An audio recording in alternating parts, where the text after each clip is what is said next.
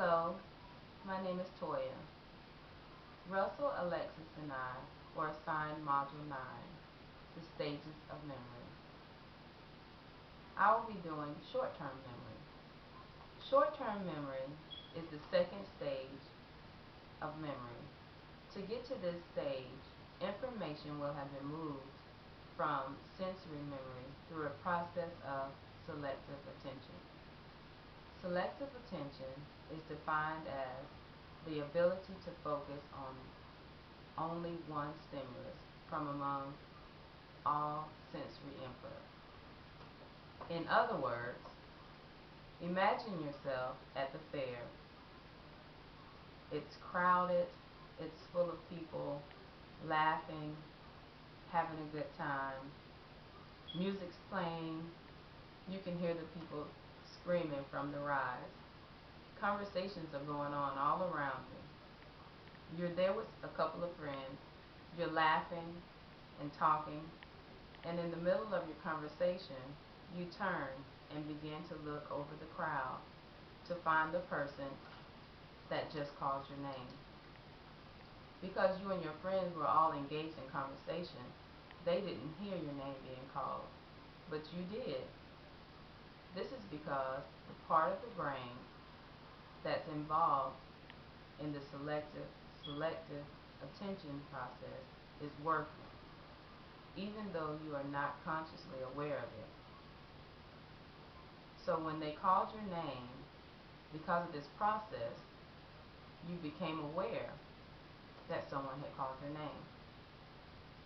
When talking about short-term memory, it is good to know how much information one can hold in their short-term memory. George Miller reviewed many memory studies. One in particular was the digit span test. This test was used to measure the amount of information or bits of information the short-term memory could hold.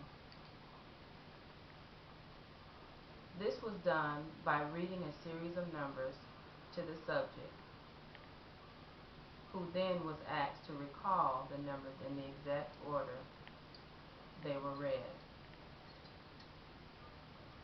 This is how Miller came up with the magical number 7. On an average, most people can hold 7 bits of information in their short-term memory. Another way, chunking. Chunking is another way to trick your short-term memory into holding more information through the process of reorganizing the information.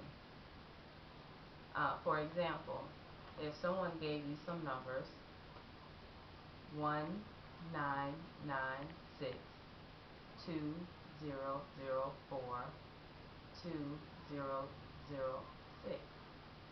It would be hard to try to remember those numbers individually. This is where chunking would be very helpful. The first 4 numbers, 1996, 1996. The next set of numbers, 2004, 2004. And the next, 2006, 2006. That by chunking those numbers, you have just chunked 3 bits of information.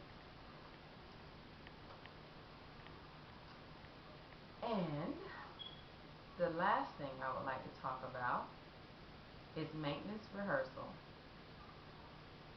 which is simply saying the information over and over again until your short-term memory, so that your short-term memory can maintain it. But it would only hold it for so long. If I'm not mistaken, it's 30 seconds. Your short-term memory can hold it. A real-world application, well, I guess it could hold it just a little longer than 30 seconds. But the real-world application of using maintenance rehearsal would be this general psychology class.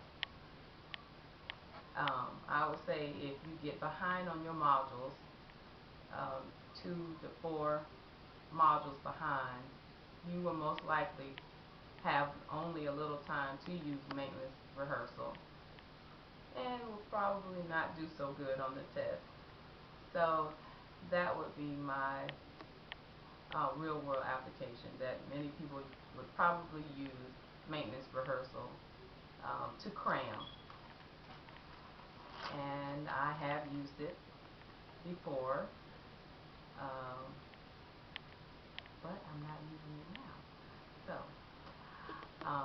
thank you, and I'm done.